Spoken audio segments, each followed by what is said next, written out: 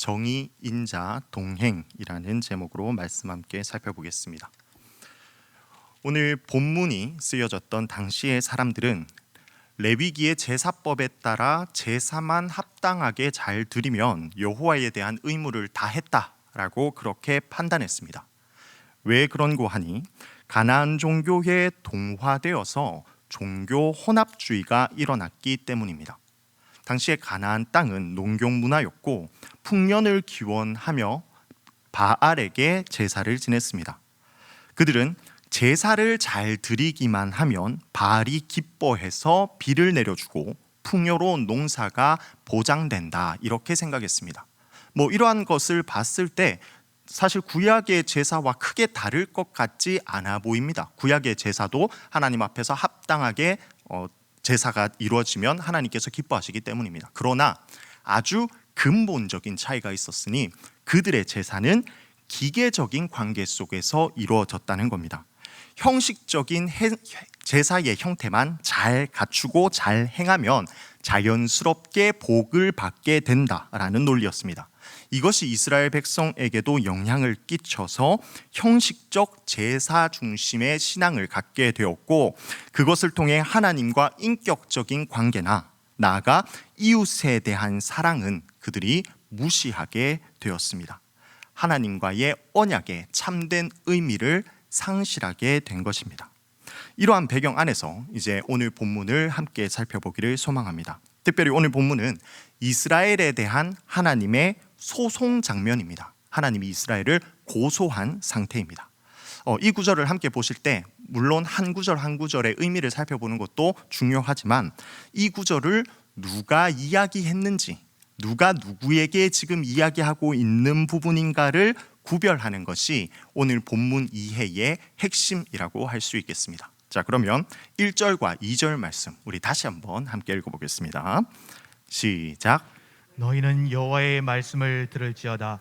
너는 일어나서 산을 향하여 변론하여 작은 산들이 내 목소리를 듣게 하라 하셨나니 너희 산들과 땅의 견고한 지대들아 너희는 여호와의 변론을 들으라. 여호와께서 자기 백성과 변론하시며 이스라엘과 변론하실 것이라. 아멘. 자, 하나님께서 백성들에 대해서 법정 소송을 시작하십니다. 원고는 하나님이시고요. 선지자 미가를 세워서 그 소송의 내용을 읽게 하십니다. 증인으로는 산들과 땅을 바치고 있는 견고한 지대가 채택이 되었습니다. 여기서 이제 지대라는 표현은 기둥으로 번역할 수도 있는데요. 고대 사람들은 산 아래에 바다에 해당하는 그 부분에 산을 떠받들고 있는 기둥이 있다 이렇게 생각을 했습니다. 기둥 혹은 뿌리가 있다라고 생각을 했습니다. 그래서 이제 이런 표현을 써서 산을 바치고 있는 기둥이라는 표현이 나왔는데 산들은 이스라엘이 국가로서 출범했을 그 당시부터 현재 지금까지의 일을 모두 다 지켜봤던 그러한 존재입니다. 그리고 이스라엘과 하나님이 맺었던 그 언약의 내용이 무엇인지를 다 들어왔던 존재, 창세 때부터 있어 왔던 존재가 산이었기 때문에 그 내용을 샅샅이 알고 있는 존재가 산입니다.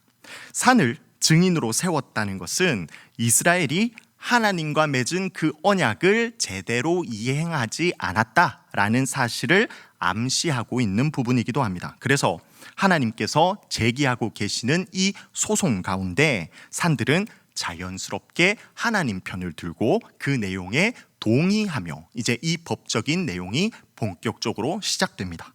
자, 3절에서 5절 말씀 함께 읽겠습니다. 시작. 이르시기를 내 백성아 내가 무엇을 내게 행하였으며 무슨 일로 너희를 괴롭게 하였느냐 너는 내게 증언하라. 내가 너를 애굽 땅에서 인도해 내어 종노릇하는 집에서 속량하였고 모세와 아론과 미리암을 내 앞에 보냈느니라. 내 백성아 너는 모압 왕 발락이 꾀한 것과 보올의 아들 발람이 그에게 대답한 것을 기억하며 시딤에서부터 길갈까지의 일을 기억하라. 그리하면 나 여호와가 공의롭게 행한 일을 알리라 하실 것이니라. 아멘. 자, 3절 말씀을 보시면요. 내 백성아 내가 무엇을 너에게 행했으며 무슨 일로 너를 괴롭게 하였냐라고 하나님께서 이스라엘 백성에게 이렇게 이야기하십니다. 그 말을 우리가 들었을 때, 이제 하나님께서 이렇게 이야기하시는 표현을 봤을 때, 현재 이스라엘이 하나님께서 이렇게 이야기하시기 전에 하나님, 우리 좀 내버려 두십시오, 우리를 좀 괴롭게 하지 말아 주십시오, 이렇게 원망하며 불평한 상태라는 것을 우리는 유추할 수 있습니다. 사실 지금 이스라엘 백성이 하나님께 원망을 하고 있기는 하지만 현실은 하나님을 원망할 수 있는 근거가 조금도 없습니다. 오히려 반대로 하나님이 이스라엘의 이러한 태도를 문제 삼으셔야 하는 것이 마땅합니다. 왜 그렇습니까? 하나님은 이스라엘 백성에게 큰 복을 내려주시고 은혜도 많이 내려주셨습니다. 무리한 부탁이나 요구를 하신 것이 절대로 아닙니다. 심지어 이스라엘이 현재 괴롭습니다, 하나님, 이것이 우리를 참 숨막히게 합니다 라고 하는 그 언약의 내용조차도 사실은 이스라엘을 괴롭게 하기 위해서 하나님께서 이스라엘 백성에게 주신 것이 아니라 오히려 이스라엘 백성에게 복 주시기 위한 수단과 도구로서 언약을 맺었는데, 지금 이스라엘은 그 축복을 오히려 짐으로 생각하고 있는 그러한 상태라는 것을 볼 수 있습니다. 하나님은 이러한 내용에 대해서, 지금 이스라엘 백성에 대해서, 아니야, 내가 너희에게 얼마나 큰 은혜를 베풀어 줬는지 한번 열거해보자 하면서 4가지 내용을 이야기를 해주십니다. 첫 번째는 노예 생활에서의 해방입니다. 말 그대로 출애굽 사건을 하나님께서 언급하십니다. 이스라엘에게 베푸신 구원의 표본이요, 은혜의 절정이라고 할 수 있습니다. 오늘날 성경 가운데 있는 은혜의 절정을 무엇이냐라고 묻는다면 누구나 동일하게 십자가의 대속을 이야기하겠지만, 지금 현재 이스라엘 백성은 아직 십자가의 은혜를 경험하지 못한 상태입니다. 하지만 노예, 그 애굽의 노예되었고 애굽의 종된 신분의 상태에서 하나님의 은혜로 말미암아 자유인의 상태가 되었고, 심지어 그들을 하나님께서 이스라엘이라는 국가를 세워주시는 사건, 그것이 이스라엘이 경험했던 최고의 은혜의 사건임을 보여주는 겁니다. 이스라엘 국가 그 존재 자체가 하나님의 은혜임을 보여주고 있는 대목입니다. 그리고 두 번째, 모세와 아론과 미리암을 보내주셨다. 그 리더십들을 하나님께서 세워서 인도해 주셨다는 겁니다. 이스라엘 백성은 출애굽을 했을 때 만약 이 3명의 리더십이 없었다면 광야 생활을 하면서 끊임없이 불평하며 끊임없이 애굽으로 돌아가고자 하였고, 하나님은 이 리더십들을 통하여 바른 길이 무엇인지 그 백성들에게 길을 밝히 보여줍니다.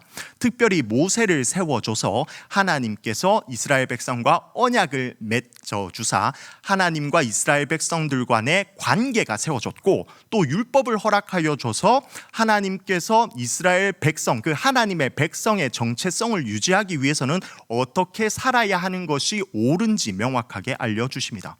그리고 아론을 세워주셨습니다. 아론은 대제사장입니다. 초대 제사장이라고 할 수 있습니다. 제사장의 역할이 뭡니까? 하나님과 백성의 중보자 역할입니다. 백성은 죄인이기 때문에 감히 직접 하나님 앞에 나아갈 수 없었습니다. 그래서 하나님이 제사장을 허락하여 주셔서 이 이스라엘 백성이 하나님께 나아갈 수 있는 통로를 열어주신 것입니다. 그리고 또 하나님께서 이스라엘에게 부어주시는 축복이 임할 수 있도록 그 제사장을 통하여 축복을 쏟아 부어 주셨죠. 그게 바로 아론이었습니다. 세 번째는 미리암입니다. 미리암은 여선지자이자 시인이었습니다. 그래서 이 미리암을 통하여 또 하나님의 말씀을 선포하여 주셨고요. 또한 이스라엘 백성이 홍해를 건넌 뒤 하나님을 찬양하는 그 노래를 미리암으로부터 받아 하나님을 높이 경배하는 법을 배울 수 있었습니다. 그렇게 하나님께서 이렇게 3명의 리더십들을 세워주셨습니다. 세 번째로는 발락과 발람 사건입니다.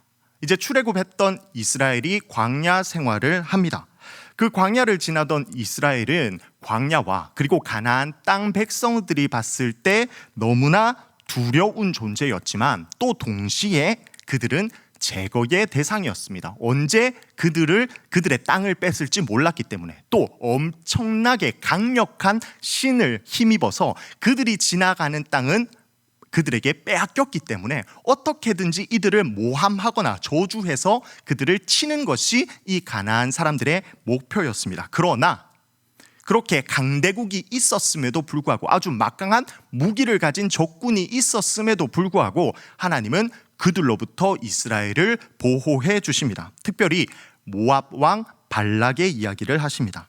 거짓 선지자 발람을 시켜서 그 발락 왕이 이스라엘을 저주하려고 하였는데, 하나님은 오히려 그 발람, 저주하려고 했던 그 발람의 입술을 빌려서 이스라엘을 축복하는 역사로 바꿔버리십니다. 적들의 악이마저도 이스라엘에게 선이 되도록, 그렇게 임할 수 있도록 하시는 분이 하나님이다 라는 사실을 아주 명확하게 드러내고 있습니다. 네 번째는 시딤에서 길갈까지의 일입니다. 시딤이라고 하면 요단강 동편에 있는 도시인데, 이스라엘이 광야 생활을 마감했던 곳이 바로 시딤입니다. 그리고 길갈은 요단강을 건넌 이후에 처음으로 이스라엘 백성들이 머물렀던 곳입니다. 그러니까 시딤과 길갈 사이에 뭐가 있죠? 요단강이 있는 겁니다.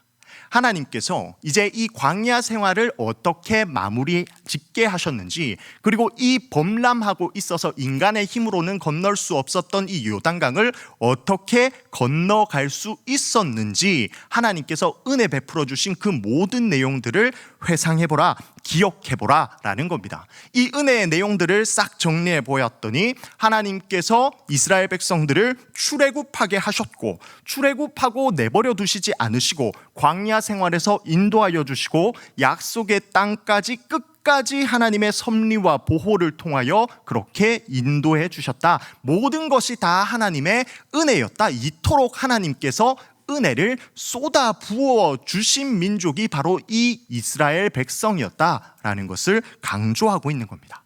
자, 그러한 상황 가운데서 이제 6절과 7절 함께 읽어보겠습니다. 시작. 내가 무엇을 가지고 여호와 앞에 나아가며 높으신 하나님께 경배할까? 내가 번제물로 1년 된 송아지를 가지고 그 앞에 나아갈까?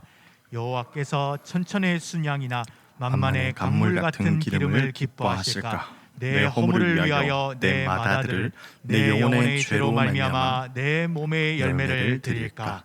아멘. 자, 이 구절을 보시면요, 하나님을 기쁘시게 하기 위해서 어떻게 하는 것이 좋을까, 이렇게 깊이 고민하는 마치 좋은 말 같습니다. 그러나 지금 이 말을 하고 있는 주체는요, 이스라엘 혹은 이스라엘의 대표자라고 볼 수 있습니다. 그의 태도는 하나님께서 주신 은혜, 잘 알겠습니다. 그러면 이제 이거 가지고 저희가 어떻게 하면 좋겠습니까? 무엇 가지고 하나님 경배하면 하나님 만족하시겠습니까? 하면서 일종의 비아냥거림이 섞여 있는 질문임을 확인할 수 있습니다. 제가 그 뉘앙스를 조금 살려서 한번 본문을 6절 7절을 다시 읽어보도록 하겠습니다. 내가 뭐 가지고 여호와 앞에 나아가며 그 높으시다고 하시는 그 하나님을 경배하면 되겠습니까? 내가 번제물로 1년 된 송아지 가지고 그 앞에 나아갈까요?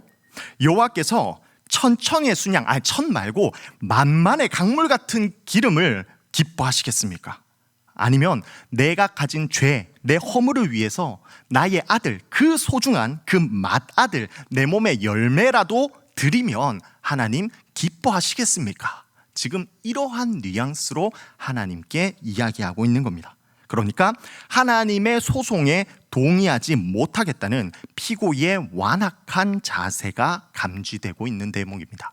자, 그러면 일단은 그 완악한 태도는 알겠고, 그가 생각했을 때 어떻게든지 최고의 것 혹은 최선의 것을 하나님께 드리는 방식으로 하나님의 마음을 조금 이렇게 돌려보려고 노력하는 부분이 기도한데, 그가 하나님께 드리려고 하는 세 가지가 뭔지 한번 살펴보겠습니다. 첫 번째는 번제물로 1년 된 송아지를 가지고 가면 됩니까? 이렇게 질문합니다.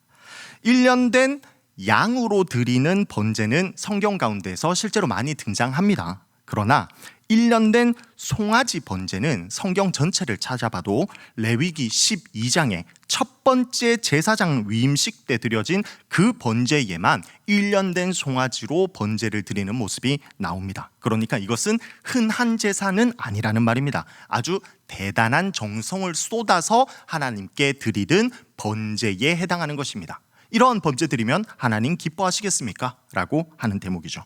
두 번째는 천천의 숫양이나 만만의 강물 같은 기름이면 됩니까? 이렇게 질문합니다. 처음 드렸던 그 번제에 비해서 예물의 양이 지금 엄청나게 커졌습니다. 특별히 기름을 사용한다라는 구절이 있는데요. 성경에 기름으로 드리는 제사는 화목제, 속죄제, 속건제 이 세 가지에 해당됩니다. 그런데 속죄제와 속건제는 이제 이따가 나오는 그 다음 제사에 해당하기 때문에 아마 이것은 화목제로 해석하면 합당할 것 같습니다. 그러니까 화목제로서 하나님께 엄청난 양, 천천의 양, 만만의 양을 하나님께 드리면, 그 기름으로 제사를 드리면 하나님 기뻐하시겠습니까? 이렇게 질문하고 있는 거죠. 그리고 세 번째, 내 허물을 위해서 맏아들을 드리면 기뻐하실까? 이렇게 이야기합니다. 우리는 물론 이게 틀린 거라는 것을 잘 알고 있습니다. 하지만 지금 그 말하는 사람 기준에서 이 예물 가운데 질이 엄청나게 커졌습니다. 그러니까 하나님께 소중한 것을 드리면 하나님께서 기뻐하신다라는 생각을 하고 있어서 지금 자신이 가지고 있는 것 중에 가장 좋은 것, 가장 귀한 것, 자신의 아들, 그 중에서도 첫째 아들을 하나님께 드리면 하나님 기뻐하시겠습니까? 이렇게 질문하고 있는 대목입니다. 하지만 우리는 이것 또한 종교 혼합이라는 것을 알고 있죠. 당시에 몰렉을 숭배하던 그러한 우상 숭배 과정 속에서 인신제사를 드렸는데, 그 가나안의 문화가 이 지금 현재 사람들에게 틈탔던 것 같습니다. 그래서 실제로 유다의 아하스 왕이 인신제사를 드리기도 했고, 하나님께서 금지하는 조약이 있는 것, 조항들이 있는 것을 봐서 이스라엘 백성들도 이렇게 종교 혼합에 의해서 아들을 제사로 드리는 경우가 있었던 것으로 추정이 됩니다. 아무튼 지금 이 사람도 자신의 죄를 위해서 아들을 드리면 하나님 용서해 주시겠습니까? 이렇게 질문합니다. 이 제사는 속죄제와 속건제에 해당합니다. 뭡니까? 첫 번째는 번제, 두 번째는 화목제, 세 번째는 속죄제, 속건제. 레위기에서 이야기하고 있는 피로 드리는 제사 모든 항목이 다 등장한 겁니다. 하나님, 피로 드리는 제사 어떻게든지 내가 많이 혹은 좋은 것으로 드리면 하나님 기뻐하시겠습니까? 지금 진정한 선이 무엇인지를 모르는 겁니다. 아무리 많은 것을 드리고 아무리 좋은 것을 드리려 하지만 사실 하나님께서 진짜로 요구하고 있는 것을 드리지 못하고 있는 이스라엘의 상태가 드러나고 있는 겁니다. 자, 그러면 이제 하이라이트 8절 제가 읽겠습니다. 사람아, 주께서 선한 것이 무엇임을 내게 보이셨나니 여호와께서 내게 구하시는 것은 오직 정의를 행하며 인자를 사랑하며 겸손하게 내 하나님과 함께 행하는 것이 아니냐. 아멘. 이미 율법을 통해서 이스라엘아, 내가 수도 없이 계속 진짜 선한 것이 무엇인지 너희에게 가르쳐 주었다. 만약 너희들이 그 선한 것을 따르지 않는다면 그것은 너희들이 무지해서 그런 것이 아니라 나를 반역하고 있기 때문에 그렇게 하고 있는 것이다. 그리고 내가 요구하고 있는 그 선은 정의와 인자와 겸손히 하나님과 동행하는 그것이다. 이렇게 이야기합니다. 특별히 말씀을 보시면 여호와께서 내게 구하시는 것이라는 표현 속에서 이 구하시는 것을 분사 형태로 기록하고 있습니다. 원문을 보시면요, 그것까지 그렇게 중요한 것은 아닌데 이 분사 형태로 기록하고 있다는 것의 의미가 반복적인 행위를 의미하는 것이 아니라 단절되지 않은 지속적인 행위를 의미합니다. 그러니까 한 번 구하고 두 번 구하고 세 번 구하는 것이 아니라 하나님의 백성에게 하나님이 지금 이러한 선한 것들을 계속 구하고 있다, 요구하고 있다라는 것을 문법적으로 강조하고 있는 것이죠. 자, 그러면 하나님께서 생각하시는 그 선한 것이 무엇인지 3개 한번 살펴보겠습니다. 첫 번째는 정의를 행함입니다. 정의는 외형적으로 하나님의 뜻을 따르며 행동하는 일체의 모습을 의미합니다. 일반적으로 보면 율법과 같은 것으로 보이지만 면밀히 말하면 같지 않습니다. 왜냐하면 정의는 율법이 지향하는 마지막 지향점, 목표점이라고 할 수 있는 겁니다. 그러니까 정의가 하나님의 뜻을 나는 이뤄가겠어, 하나님의 뜻대로 살겠어 라는 그 목표 가운데에서 자연스럽게 나오는 외적인 행동을 의미한다면, 율법은 그 외적인 것만 강요하는 것이라고 할 수 있겠습니다. 그러니까 하나님의 사랑을 기초하여서 자발적으로 하나님의 뜻을 수행하는 외부적인 모습이 바로 이 정의라고 할 수 있겠습니다. 두 번째는 인자를 사랑하는 것입니다. 인자는 언약적인 관계 속에서, 약속 안에서 드러나는 내면적인 사랑을 의미합니다. 여호와의 사랑을 본받아 그 언약을 지키고 싶어하는 그 마음이 바로 이 인자라는 겁니다. 외형적으로 계명을 지키는 모습이 있다라고 했을 때 정의가 행함, 그 외적인 측면을 담당한다면, 인자는 언약관계 안에서의 내적인 실제를 의미한다고 할 수 있겠습니다. 하나님께서 언약관계 속에서 먼저 우리에게 그 인자를 보여주셨습니다. 바로 은총과 은혜와 자비입니다. 그리고 우리는 하나님과의 언약관계 속에서 하나님을 향한 인자를 또 자연스럽게 드러냅니다. 바로 사랑과 충성과 감사입니다. 그리고 이 인자는 하나님을 향해서만 나아가고 그치는 것이 아니라 자연스럽게 우리의 이웃에 대한 사랑과 이웃에 대한 긍휼함으로 발전하는 것이 바로 이 인자입니다. 세 번째는 겸손하게 하나님과 동행하는 것입니다. 이것은 하나님의 뜻을 항상 물으며 살아가는 모습입니다. 왜 그렇습니까? 인간은 우둔하여서, 미련하여서 하나님의 선한 뜻이 무엇인지 스스로 발견할 수 없습니다. 그래서 계속 실수하고 자신의 욕망대로, 죄 가운데로 이끌려가죠.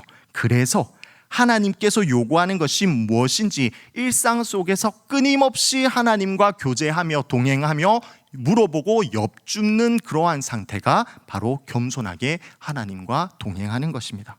계속 묻는 행위, 이것은 어쩌보면 하나님께서 원하시는 정의와 인자를 실천하기 위하여 그렇게 행하는 모습이라고 볼 수 있겠습니다.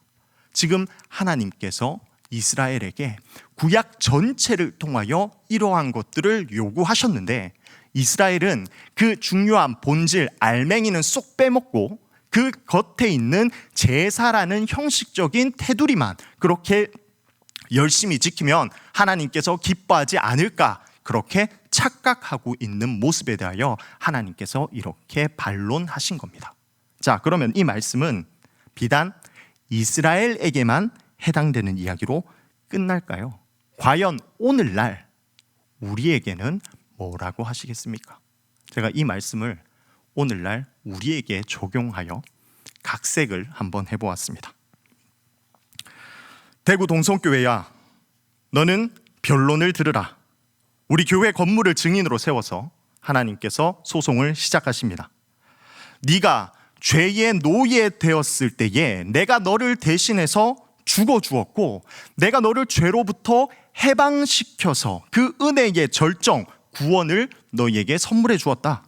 모세와 같은 영적 리더를 세워서 네 신앙이 잘 자랄 수 있도록 보살펴 주었고, 이 광야 같은 세상에서 발락과 같은 악한 자들이 너를 틈타지 못하도록, 공격하지 못하도록 내가 그렇게 보호해 주었다. 그리고 앞으로도 반드시 내가 너를 구원의 자리로 이끌어 줄 것이다.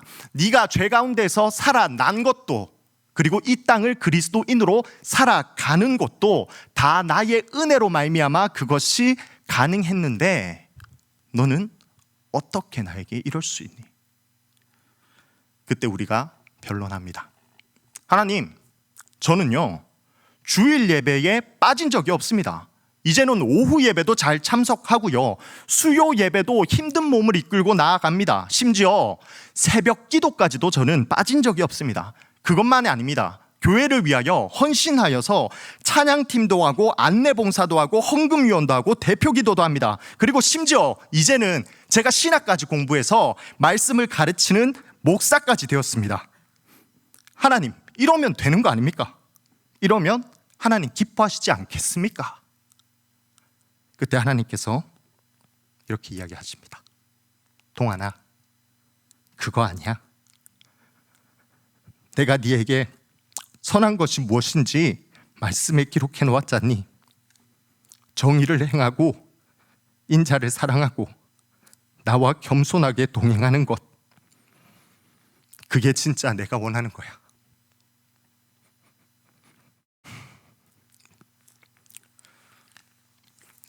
예배 자리만 잘 나온다고 되는 거 아니랍니다. 거기서 끝나면 안 되고 삶의 자리에서 하나님께서 요구하시는 것을 실천하는 것, 그것이 진짜 선입니다. 삶으로 드리는 예배가 진짜 완성인 겁니다. 여기서 아무리 거룩하게 예배 드려도 돌아가서 우리 직장 가운데, 가정 가운데, 혹은 내가 갑질할 수 있는 그 자리 가운데서 하나님을 믿지 않는 사람이랑 전혀 구별됨 없이 똑같이 산다면, 또 하나님께 묻지 않고 내 뜻대로 행한다면, 그것은 하나님께서 오히려 더 가증스럽게 여겼던 바리새인의 모습과 다를 바가 없는 것입니다. 오해하시면 안 됩니다. 이곳에서 드리는 예배가 중요하지 않다는 말이 절대 아닙니다. 그러나 이것은 시작이죠. 이것을 성공해야지 삶의 예배를 성공할 수 있습니다. 모이는 예배 없이 삶의 예배를 성공할 수 없기 때문입니다. 그래서 우리는 예배를 최선을 다해서 드려야 합니다. 하지만 그것이 끝이 아니라는 말이죠. 남들 다 그렇게 하는데 뭐 어떻습니까? 가 아니라 하나님께서 기뻐하시는 선이기 때문에 남들은 다 그렇게 해도 강한 사람이 약한 사람을 빼앗는 것, 그것이 약육강식이라는 세상 속에서 당연한 논리이지만, 약한 자를 긍휼히 여기고 그 약한 자를 실천함으로써 도와주는 것, 하나님께 받은 사랑이 너무 커서 다른 사람에게 그 사랑을 나누어 주지 않고는 견디지 못하는 것, 하나님을 너무 사랑해서 말씀을 읽지 않고 기도하지 않고는 하루를 시작하거나 마무리할 수 없는 것, 내 생각이 틀릴 수 있다고 겸손히 인정하고 하나님과 동행하며 그 뜻을 여쭙는 것, 그것이 하나님께서 우리에게 지속적으로 구하시는 선한 것이라고 하십니다. 퇴근하고 쉬고 싶으신데 이곳에 나와서 예배드리는 우리 성도님들 너무나 귀합니다. 분명히 하나님께서 이 예배 자리를 기뻐하실 것입니다. 그러나 이곳 예배로 끝나는 신앙이 아니라 하나님이 구하시는 그 선한 것을 이루시며 살아가는 우리 대구 동성교회 성도님들 되시기를 간절히 소망합니다. 아멘. 아멘. 기도하겠습니다.